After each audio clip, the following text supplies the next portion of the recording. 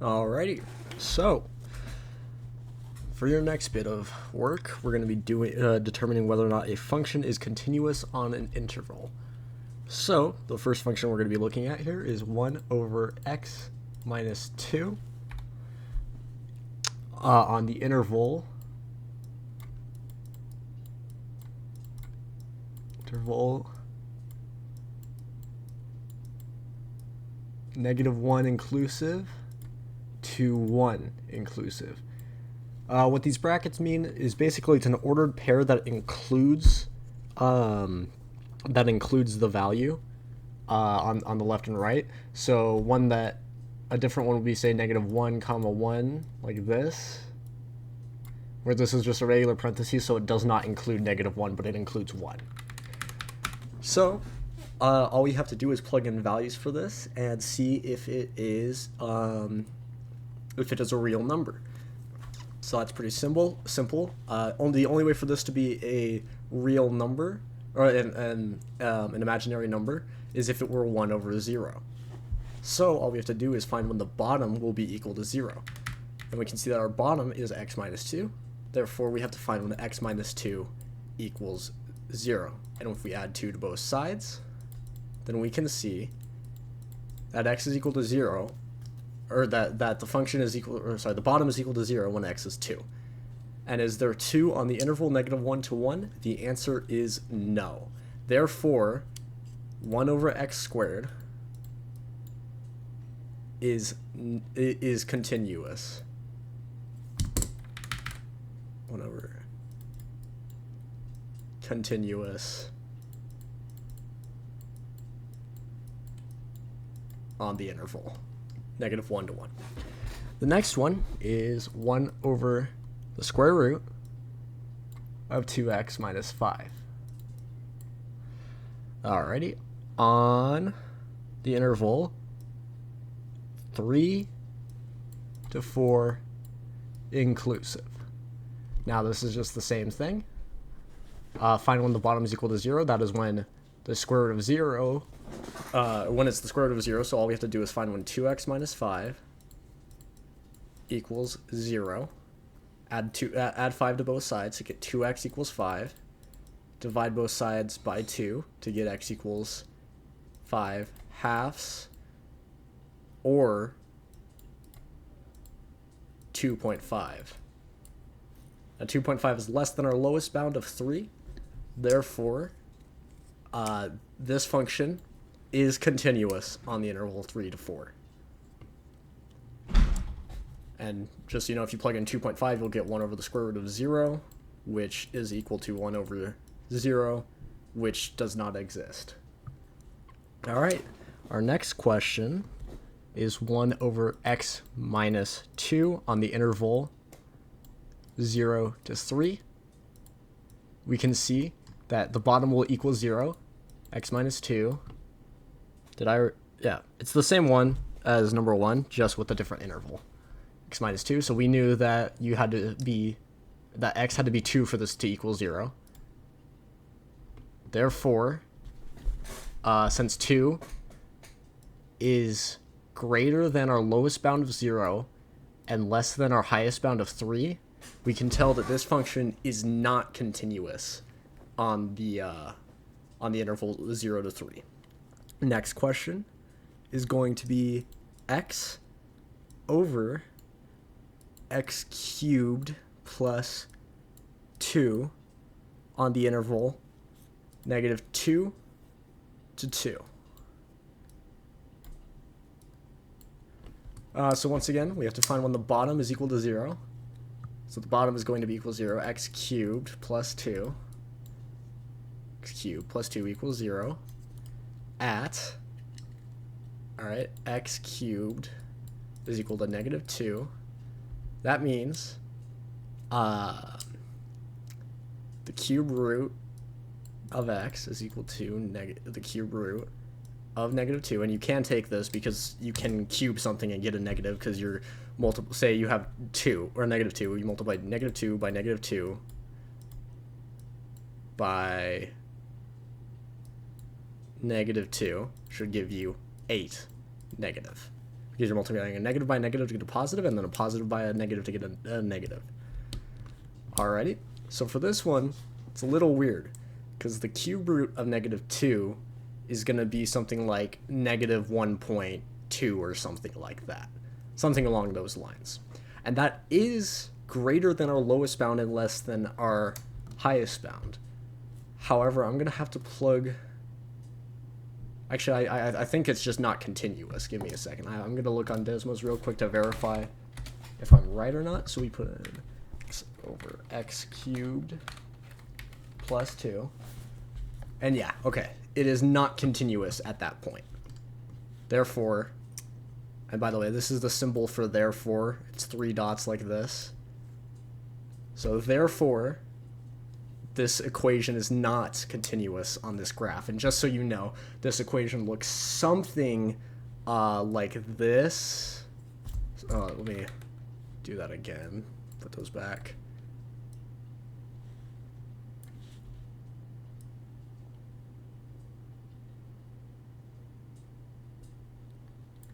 And then there's a line right here where the value is x over 0, or like the cube root of -2 over 0 right here. That's the x value. Alrighty, our next question is 2x plus x to the 2/3. Now, how x to the 2/3 work is basically you're taking x and you're squaring it. So you get x squared, and then you take the cube root of that value. So say you have 4. You square it first off, make it 2/3, make it equal to 16 over 1/3, and then that becomes the cube root of 16, which is something like it's something like 2.5, 2.6, if I had to guess. Anyways, for this equation here, it is bounded on -1 to 1.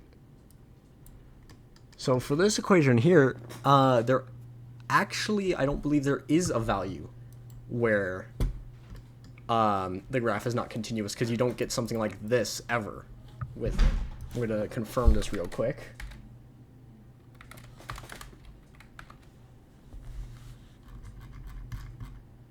Yeah, okay, so the closest thing you get, this graph looks something like this. That's still continuous there. At x equals 0, it's just 0. There's no point where we'll ever equal 1 over 0. Therefore, it's continuous.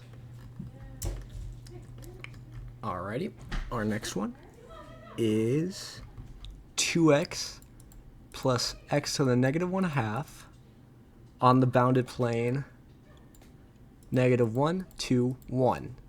We're going to rewrite this so that you can see this clearly.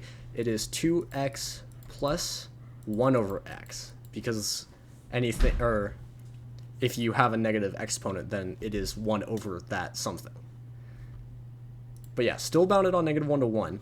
Now you'll notice -1 to 1 includes 0. Therefore, right here, if we do this, we get 2, 0, which is 0, plus 1 over 0, which does not exist. Therefore, this equation does not exist at that point. And if I go plug this in,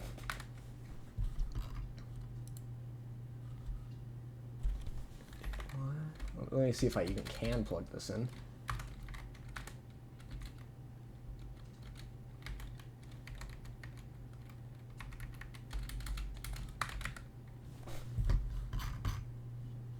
Yeah, there's a point at 0. The graph kind of looks like this.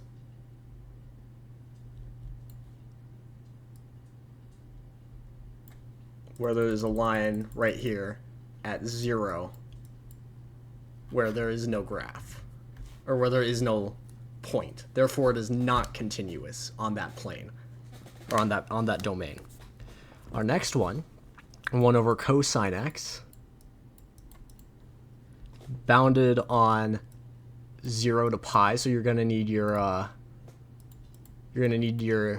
unit circle for this. So what we're trying to do is find when cosine of x equals 0. And now if you remember from your unit circle, you'll know that cosine of pi over 2 and 3 pi over 2 are equal to 0. But we're only asking for 0 to pi, so we have to throw out this answer. Goes in the trash bin. We'll make a little trash bin. But this answer right here, pi over 2, is where there is a discontinuity in the graph. And if we go and look at Desmos, 1 over cosine of x, I'm going to bound Desmos real quick because I really don't want to look at that. 0 to 2 pi. Or I guess I could just look at pi. I'll show you here. Whoa, that's a bit big. Right at roughly this point here-ish, there is a point that does not exist. Therefore, 1 over cosine of x is not continuous on that bounded plane of 0 to pi. Now we're going to do this for 1 over sine x on the bounded plane negative pi over 2 to pi over 2. Now, we know that cosine of pi over 2 and negative pi over 2, which, by the way, is just 3 pi over 2, is... We know cosine of pi over 2 and 3 pi over 2 are 0, which means that at 3 pi over 2 and pi over 2, sine of x is 1. However, between negative pi over 2 and pi over 2, right, this is going from here to here, which I think personally is a little weird, but they can do it that way, I guess. In between that is pi, or it's 0, more like, I should say. So that's taking, if you take negative pi over 2 to pi over 2 on the unit circle, it is including this region of the graph. Nothing over here. Nothing over there is included. Just that region, which includes 0. Now, sine of 0 is 0. Therefore, since this includes that, there is a discontinuity there at 0, which will look the exact same, by the way, as the graph I showed you, just shifted over a bit. So the next thing we do is e to the x over e to the x minus 1. So e to the x over e to the x minus 1. Bounded on negative 1 to 1. So we want this to equal 0. Now, if I'm not wrong, e to the x can never equal 0, I believe. But give me a second to look at that. Calculator, we're going to pull up e to the x, or e to the 0. E to the 0 is simply 1, right? Yeah. So, since e to the x will never be 0, because it's being exponentiated, we know that this graph here is continuous, because the bottom will never equal 0. So, just to prove that, I'm going to go on to Desmos real quick, over e to the x minus 1, and you can see that I was actually really... Oh, wait, hold on. That's e to the x to the minus 1. Oh, wait, no, I'm being stupid here. My bad. So this is not e to the x minus 1. It's e to the x minus 1. not the exponent being subtracted. So now all we have to do, since we need the bottom to be equal 0 to find if it's continuous or not, then you need to find when e to the x is equal to 1, and you'll know that any exponent to the 0th power is 1. Therefore, e to the 0 equals 1. Therefore, e to the 0 minus 1 equals 0. And since negative 1 is less than 0 and 0 is less than 1, at 0, which is on the bounding, given this part here, we know that it will be equal to 1 over 0, or e to the 0 over e to the 0 minus 1, which is still equal to 1 over 0. And the reason why this is, why graphs aren't continuous when a point is 1 over 0, is basically at 1 over 0, as you approach 1 over 0, say we have 1 over 1, right? That's equal to 1. We have 1 over 0.1 is equal to 10. 1 over 0.01, sorry, this is equal to 10. 1 over 0.01 is equal to 100. And as you go on and on and on, right, 0.000000000001, you'll eventually reach infinity. Now, what does that look like? That looks like your graph going like this, essentially, forever. It'll eventually, there will be a value it'll approach where it takes so long to approach, you can essentially call it infinite. And it's doing the same thing from the other side. If you have 1 over negative 1, that's negative 1. 1 over negative 0.1 is equal to negative 10, and so on and so forth until you reach negative infinity. And that graph will look like this. Therefore, there was a point here where it's just continuously approaching infinity, but it'll never reach infinity, and that point is 0. You'll see it never reaches 0. It keeps increasing forever. Therefore, there's a point here that never touches, and that's why graphs aren't continuous at that point. All right, our next one, our last one, is e to the sine theta over cosine theta from, negative pi over 4 to pi over 4. And what we know about this is that this is really equal to 7 pi over 4. Therefore, on our graph, right, we're really going to be, let's see, it's 4, 5, or is it 3, 4, 6, something like that.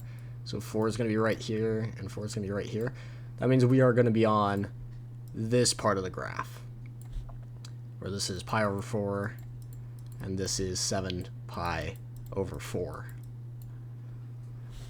So, we need to find the point where cosine is equal to 0.